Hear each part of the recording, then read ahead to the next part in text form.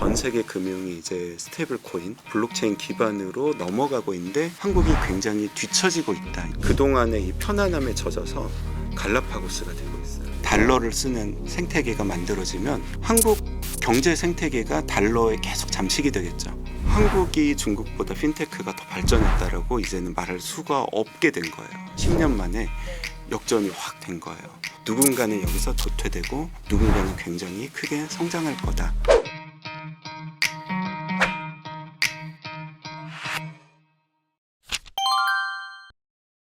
국내 얘기도 한번 여쭤볼게요. 네. 원화 스테이블 코인이 이제 제도화될 것이다 이런 기대감에 또 관련 종목들이 급등하는 모습도 조금 보였는데요. 이미 달러 기반 스테이블 코인이 조금 널리 좀 얘기가 나오는 상황에서 원화로 또 발행을 해야 될까 이런 생각을 가지시는 분들도 계실 것 같아요. 한국형 원화 스테이블 코인이 필요한 이유에 대해서 한번 설명 네. 부탁드릴게요. 이 얘기를 굉장히 많이 하고 다녀요. 우리 달러 스테이블 코인이라는 게 99%인데 원화 스테이블 코인 찍는다고 이거 누가 쓸까? 라는 생각이 너무 많이 들죠. 근데 반대로 생각해 보면은 저희가 전통 외환 마켓에서 달러로 거래되는 양이 우리가 외환 시장에서 거래되면서 이제 화폐라는 게 거래되면서 환율이라는 게 결정되잖아요. 근데 이때 달러의 거래량을 보면은 한 40%에서 50% 사이예요. 나머지가 뭐 유로도 있고 파운드도 있고 위안화도 있고 엔화도 있고 원화도 적지만 그 비중이 있겠죠. 그리고 우리가 무역 결제를 할 때도 비슷합니다. 달러 비중이 50%가 넘진 않아요. 굉장히 뭐 지배적이지만 그런데 이게 이제 갑자기 디지털 세상으로 블록체인 위로 달러가 올라왔더니 99%가 됐다는 거는 우리가 생각해 봐야 될까? 이게 그러면 99%라는 게 고착화될 어떤 현상인 거냐? 아니면 어떤 일시적인 과도기적 현상인 거냐? 이걸 잘 봐야 된다라고 생각을 하거든요. 저는 이제 두 번째에 좀 가깝다. 과도기적이다. 왜냐하면은 이게 50%에서 80% 90%까지는 왜냐하면 아무래도 이제 우리가 굳이 다 쓰기 편하다 그러면 달러를 쓸 것 같긴 많이 쓸 것 같긴 한데 그렇다고 99% 이거는 조금 이해가 안 가는 측면이 있거든요. 왜 한일 관광객들이 그러면은 앞으로 다 달러를 쓰고 우리가 스테이블 코인으로 우리 한국의 상인들 상점들에서도 다 달러를 받고 이래야지 이제 이게 99%라는 게 정당화되는 어떤 그런 숫자인 거거든요. 제가 일례로 한번 이런 원화 스테이블 코인이 없어지면은 어떤 일이 이제 생기는지 제가 짧은 칼럼을 한번 쓴 적이 있어요. 이게 실제 사례입니다. 저희 회사에 이제 피지사 임원분이 한번 찾아오셨는데 피지라는 게 결국에는 우리가 온라인 쇼핑몰에서 보면은 결제 창을 띄워주시는 이런 업체라고 조금 쉽게 생각을 해보시면 돼요. 그러면 우리가 결제창을 띄워보면은 카드 결제도 있고 계좌 기반 결제도 있고 뭐 옛날에 ARS 결제도 있고 그러면 우리가 이 온라인 쇼핑몰에서 한국의 온라인 쇼핑몰도 해외 유저들이 와서 결제하는 경우도 많거든요. 그러면 대부분 비자 카드를 쓰겠죠. 근데 비자 결제가 아니라 최근에 이런 요청들이 굉장히 많대요. 테더 결제창을 좀 만들어줘. 비자를 쓰면은 비자에만 저희가 내는 수수료가 1%가 넘어요. 저희 한국카드 회사도 가져가고 비자사도 가져가고 하면은 수수료가 대략 한 3%에서 5% 사이래요. 근데 테더를 통해서 결제하면 이게 1% 안쪽으로 알려져 있거든요. 그러면은 저 테더 결제 받아주세요. 라고 하면은 우리가 원화 스테이블 코인이라는 게 없으면은 이 쇼핑몰 주인분은 테더를 받으셔야 돼요. 테더를 받아서 이분 어떻게 하시겠죠? 이분도 뭐 이거 써야 되는데 거래소에 팔든지 아니면은 이걸 가지고 옆에 보니까 또 옆집에서도 테더를 받아주세요. 테더를 그냥 계속 쓰는 거예요. 그러면 어떻게 되죠? 한국에서 달러를 쓰는 생태계가 만들어지면 한국 경제 생태계가 달러에 계속 잠식이 되겠죠. 이거를 막기 위해서라도 원화 스테이블 코인을 만들어야 된다. 이게 이제 정치권에서 논의되고 있는 가장 큰 논리고요. 두 번째로 우리가 이렇게 생각해 볼 수도 있겠죠. 우리가 K 컨텐츠, K 컬처 뭐 예를 들어서 한국의 뮤직비디오 혹은 K-팝 그룹의 음원을 듣기 위해서 우리가 한 50원, 100원을 내려는 해외 유저들이 많이 있다고 생각을 해보자고요. 그러면 이분들이 남미에 있는 10대 소녀 팬이에요. 이분이 비자 카드로 여기에 뭐 연동을 시켜서 100원을 내고 이 뮤직비디오를 보는 거는 너무 어려운 경험이잖아요. 근데 원화 스테이블 코인을 굉장히 인터넷에서 쉽게 이렇게 우리 예전에 뭐 포인트 충전하듯이 사서 쓸 수 있다면 이분은 원화 스테이블 코인을 쓰실 수도 있을 거예요. 이분들은 막 우리 BTS의 앨범 CD를 20장, 30장씩 사는 분들이거든요. 한국 원화 스테이블 코인에 대한 수요는 해외에도 있을 수 있다. 라고 생각해 봤을 때 원화 스테이블 코인 할 거냐 말 거냐 보다는 빨리 만들어서 활용처를 더 찾아보자 라고 말씀을 드리고 있습니다. 원화 기반의 이제 스테이블 코인이 도입이 되면 소장님이 방금 설명해 주신 걸 들어보면 수수료가 정말 절감된다는 건 확 와닿거든요. 네. 근데 그거 외에 혹시 체감하게 돼 뭐 구독자분들이 체감할 변화 어떤 게 있을까요? 제가 2015년 당시에 중국의 신용카드 보급률이 제 기억에 한 17% 정도 됐어요. 그러면 한국에서는 그때도 아마 90% 이상의 성인분들은 신용카드가 있으셨을 거예요. 10년 전이지만. 그런데 그 다음에 어떤 일이 일어났냐면은 중국 분들은 신용카드 결제 인프라 자체가 이루어지지 않으니까 불편하잖아요. 알리페이, 위챗페이가 등장했어요. 스마트폰만 들고 다니면 QR코드로 찍고 결제하는 우리는 지금도 신용카드를 꺼내서 꽂는 이 경우가 편한데 그분들은 스마트폰을 꺼내서 QR을 찍는 게 훨씬 편하신 거예요. 그러면서 어떻게 됐죠? 한국이 중국보다 핀테크가 더 발전했다라고 이제는 말할 수가 없게 된 거예요. 10년 만에 역전이 확 된 거예요. 우리가 농담 삼아 중국에서는 거지도 QR로 결제한다 그러잖아요. 그래서 역설적으로 한국이 핀테크나 금융 인프라가 너무 편해요. 잘 갖춰져 있어요. 저희 뭐 토스나 카카오나 네이버페이 써보시면은 송금도 너무 쉽고 쇼핑도 너무 쉽고. 근데 문제가 어디서 생기냐면 우리가 해외 나가 보면 생기는 거죠. 해외 나갈 때 여전히 인천공항에서 이제 현금 뽑으시는 분들도 있고 뭐 비싸게 나가서 카드 결제할 때도 고민 너무 많이 하시잖아요. 수수료 이거 너무 비쌀 텐데 날아올 때 수수료가 과연 몇 프로나 붙었을까. 근데 이미 해외에서는 이제 우리가 간편 결제 앱 만들고 해외 관광을 가서 그냥 스테이블 코인으로 결제하는 일들이 벌어지고 있습니다.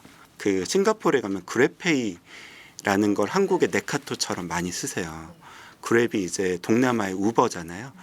그래서 이 그랩페이라는 걸 대부분의 가맹점에서 상점에서 쓰실 수가 있는데 싱가포르의 그랩페이 그 가입자들이 한국에 와서 카카오페이 결제를 하실 수가 있고 한국의 카카오페이 그 가입자들이 싱가포르 그랩페이 가맹점에 가서 또 카카오페이로 결제를 하실 수가 있어요. 그랩페이 앱을 안 깔아도. 근데 한국 관광객이 싱가포르 가서 그랩페이 가맹점에서 카카오페이로 결제를 하잖아요. 그러면은 우리가 이 중간에 알리페이 플러스라는 회사가 끼는데요. 알리페이와 그랩페이 간에 국경 간 결제를 이미 스테이블 코인으로 작년부터 하고 있습니다.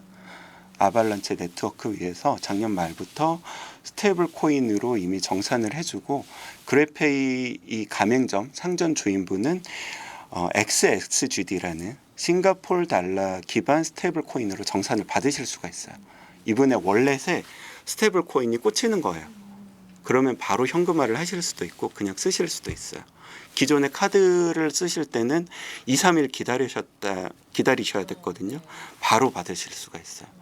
환전 수수료도 훨씬 싸요. 그랩페이 가입자가 한국의 카카오페이 가맹점에서 결제를 하시면은 원화 스테이블 코인을 정산을 못 받으세요. 왜? 원화 스테이블 코인이 없으니까요. 그 인프라가 없으니까요. 이런 일들이 벌어지고 있는데 전 세계가 이렇게 점점 스테이블 코인을 기반으로 새로운 금융 서비스들을 만들고 사용자들도 익숙해지고 있거든요. 우리가 이거를 심각하게 받아들이셔야 돼요. 한국이 그동안의 이 편안함에 젖어서 갈라파고스가 되고 있어요.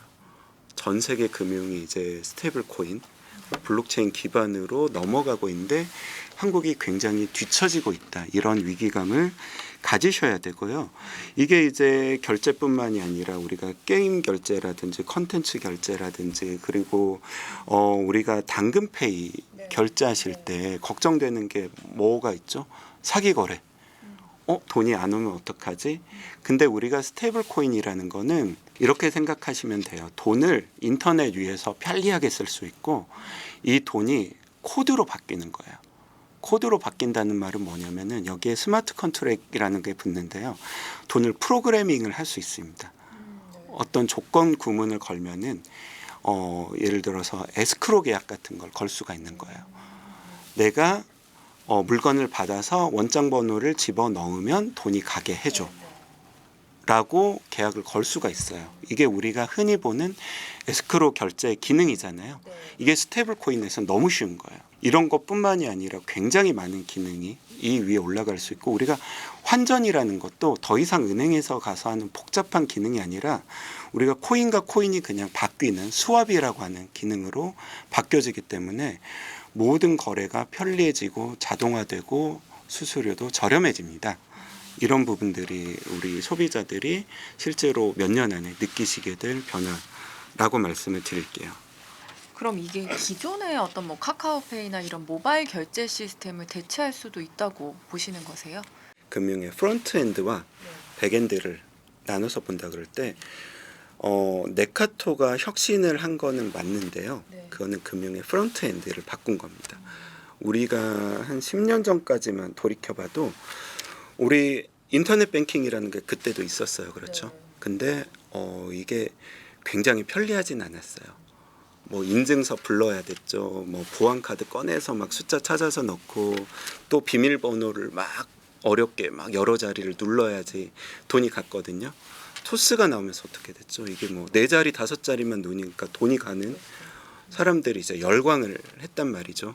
근데 토스는 알고 보면 이 앞단에서 은행 앱의 프론트를 바꿔준 거고 뒷단은 여전히 은행과 금융결제원과 궁극적으로는 한국은행이 만들어 놓은 시스템에 의존을 하고 있었어요.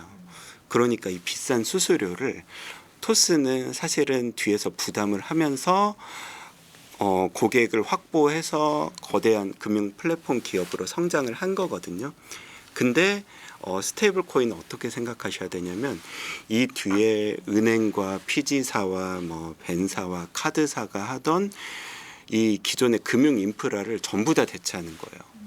이거는 금융 산업이 어마어마하게 바뀌는 건데 우리가 앞단에서는 이걸 잘 느낄 수가 없어요. 무슨 말이냐면 네이버, 카카오, 토스를 그대로 쓰고 심지어는 은행 앱을 그대로 쓰시는데 뒤에서 이 인프라가 바뀌는 거예요. 뒤에서 돈이 흘러가는 구조가 바뀌는 거고 그러니까 뭐 이렇게 생각을 드실 수도 있을 거예요. 예를 들어서 우리가 네이버 페이로 결제를 하면 포인트가 쌓이잖아요. 어느 순간부터 네이버 페이 결제 창에 스테이블 코인 결제가 쓰는데 이 결제를 했더니 포인트가 더 많이 쌓이네. 왜 그럴까라고 생각해 보면 기존의 카드사, 피지사, 벤사가 가져가던 몫을 블록체인으로 넘어오면서 소비자들이 더 많이 가져갈 수 있고 새로운 금융 이 생태계 혁신이 벌어지는 거거든요. 그러면은 우리가 기존 금융 시스템과 새로운 블록체인 금융 시스템이 기존의 사용자 경험을 해치지 않으면서 어떻게 결합될 것인지 이 부분을 금융에 종사하시는 분들도 잘 봐야 되고 투자자분들도 굉장히 잘 봐야 돼요. 누군가는 여기서 도태되고 누군가는 굉장히 크게 성장할 거다라고 말씀드립니다. 이게 결국은 이 금융 인프라 자체가 확 전환되는 거잖아요. 맞습니다. 근데 얘기를 듣다 보니까 그럼 뭐 은행이나 카드사, 뭐 피지사 이런 데들은 당연히 이게 위협적일 수밖에 없을 맞습니다. 것 같은데 그 부분은 좀 어떻게 보실까요? 신용카드 결제액이 1년에 한 1,200조 정도 됩니다. 그러면 우리가 카드 수수료를 평균 한 2~3% 정도라고 봤을 때 2.5%로 잡으면은 한 30조 원이 수수료로 빠져나가요. 근데 이 수수료를 30조 원 굉장히 큰 돈 같은데 중간에 보면은 피지사 있죠, 벤사 있죠, 카드사 있죠, 은행 있죠, 그리고 또 금융결제원 이라는 또 기관도 있거든요. 이러한 수많은 플레이어들이 이 30조 원을 나눠 가지고 있고 이런 얘기 기사에서 보신 적 있으실 거예요. 카드사가 더 이상 결제 쪽에서는 돈을 벌지 못한다. 네, 이게 카드 론으로 돈을 버는 거지 결제는 이미 돈을 벌 수가 없는 영역이에요. 수수료를 이분들이 이제 수수료가 우리가 아무리 해도 이게 2%뭐 소상공인분들 아무리 내려도 뭐 더 이상 안 내려가는 게 이분들이 폭리를 취해서가 아니에요. 기존의 결제 시스템이 그만큼 복잡 다단하게 만들어져 있고 이분들도 이 시스템을 운영하려면은 이렇게 나눠 가지실 수밖에 없거든요. 그런데 이제 아까 말씀드렸지만 스테이블 코인이라는 거는 기본적으로 저는 블록체인을 이렇게 말씀드리는데 인터넷망을 암호화 기술을 통해서 금융망으로 쓸 수 있게 해주는 기술이다 라고 말씀을 드려요. 기존의 금융망은 폐쇄망이에요. 우리가 밖에서 접근을 할 수 없고 이 서버에 있는 기록을 거래 기록을 밖에서는 볼 수가 없게 만들어져 있어요. 근데 이 블록체인이라는 거는 인터넷 위에 이 기록을 저장하고 이걸 모두가 원하는 사람 모두가 분산해서 저장할 수 있게 함으로써 그리고 이걸 암호화해서 저장함으로써 해킹이 되거나 변조가 되면은 바로 알아챌 수 있게 함으로써 이걸 안전하게 보관하는 기술이거든요. 그렇기 때문에 이 기술은 돈의 전송이 인터넷망을 타고 피어투피어로 월렛에서 월렛으로 중개자를 거치지 않고 직접 갑니다. 이 중간에서 이 중개 역할을 하면서 비즈니스를 하시던 분들이 역할이 사라져요. 이미 서클은 서클 페이먼트 네트워크라는 걸 만들어 가지고 기존에 우리는 비자 네트워크를 대체할 거야 라는 생각을 가지고 있는 것 같아요. 그러면은 기존의 이 결제망이 블록체인 기반의 새로운 결제망으로 바뀔 텐데 우리 기존의 이 금융산업 결제 사업을 하시던 분들은 그러면 나는 어떤 비즈니스를 해야 되지? 규제 당국 입장에서는 우리는 우리 한국으로 치면 전자금융업자라는 그리고 또 카드 사업자 은행을 잘 관리하면 됐는데 블록체인 기반의 결제 사업자가 들어오면 이걸 어떻게 관리해야 되지? 굉장히 많은 도전적인 과제들이 나타났다라고 말씀드리겠습니다. 그럼 소장님은 민간 주도형 이 모델이 더 현실적이고 더 발전 가능성이 있다고 보시는 거네요? 우리가 사실 굉장히 갈라파고스가 될 수 있다라고 말씀드렸잖아요. 주변국이 싱가포르, 홍콩만 해도 우리보다 훨씬 몇 년 앞서 있거든요. 왜냐하면 법도 만들어져 있고 규제 샌드박스 같은 걸 통해서 스테이블 코인 발행을 허용해줘서 실제로 비즈니스 많이 쓰이고 있어요. 우리는 이제 법안을 만들고 있는 단계고 실제로 스테이블 코인이 나와서 서비스에 쓰려면 앞으로 몇 년이 더 걸릴지 모르잖아요. 이거는 적어도 3, 4년 이상 뒤쳐져 있는데 우리가 지금 너무 안정만 따지고 뭐 신중하게 해야 된다라고 할 게 아니라 이미 앞서가고 있는 나라들을 잘 벤치마킹을 해야 된다는 말이죠. 그렇기 때문에 저는 지금 우리가 속도라는 측면에서도 굉장히 중요하다. 지금은 3, 4년 차인데 5년, 10년 차이로 벌어질 수 있다라고 생각합니다. 정치권에서도 이제 원화 스테이블 도입 논의가 한창이잖아요. 근데 지금까지 공개된 주요 법안이 뭔지 좀 궁금하고 네네. 소장님이 보시기에 조금 보완해야 할 부분도 좀 보일 것 같은데 어떤 네. 부분을 좀 보완하면 좋을 것 같은지도. 네, 지금 민주당에서 그 민병덕 의원님이 디지털 자산 기본법을 발의를 하셨고요. 최근에는 이제 강준현 의원님께서 민주당 디지털 자산 그 시장 혁신 법안 혁신과 성장이라는 단어를 넣어서 굉장히 육성 의지를 나타낸 법안을 발표를 하셨어요. 사실은 저도 이제 민간 전문가로서 조금 과정에 참여를 했는데요. 저희가 사실 법안을 만들 때 미국의 뭐 지니어스 법안도 있고요. 다른 디지털 자산 법안도 있고 이후에 미카 법안 그리고 뭐 싱가포르나 홍콩이나 일본 법안들을 굉장히 참고를 많이 했고요. 원화 스테이블 코인 말고도 디지털 자산 전반에 대한 내용을 다 담고 있습니다.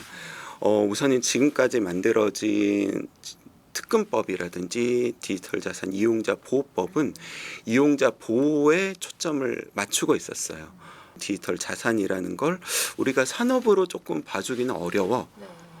디지털 자산 투자 대상도 좀 아닌 것 같아 라는 논의가 있었어요. 그래서 디지털 자산 이용자 보호법입니다. 투자자 보호법이 아니에요. 근데 이번에는 디지털 자산 이 시장과 산업에 대한 혁신, 성장을 도모하는 법안이거든요.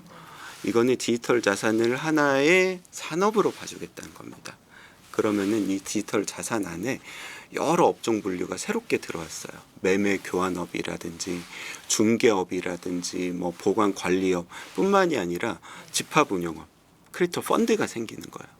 우리가 이제 펀드에 돈을 넣는데 비트코인도 사고 이더리움도 사고 다른 뭐 스테이블 코인, 달러 스테이블 코인도 사고 이런 펀드도 생기고요. 자문업도 생기고 일임업도 생기고 그러면은 이 디지털 자산 생태계 그리고 블록체인 인프라 생태계 엄청나게 커지는 거고요.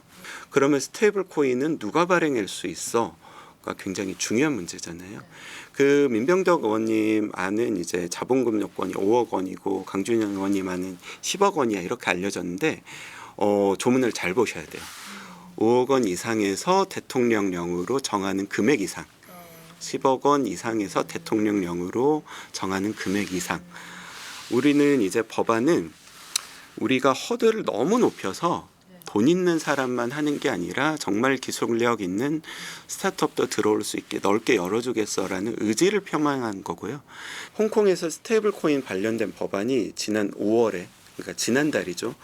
지난달에 법안이 통과됐어요. 근데 이미 작년 5월인가요? 작년 5월인가 홍콩에서도 규제 샌드박스를 통해서 총 3개 컨소시엄의 스테이블 코인 발행을 허용해 줬습니다. 규제 샌드박스로 먼저 허용을 해주고 법안이 1년 후에 통과됐어요. 근데 홍콩 금융당국이 굉장히 재밌는 얘기를 해요. 너가 스테이블 코인을 발행할 때 컨소시엄으로서 지원을 할 때 실질적인 사회적 문제를 어떻게 해결할 수 있는지를 제시해.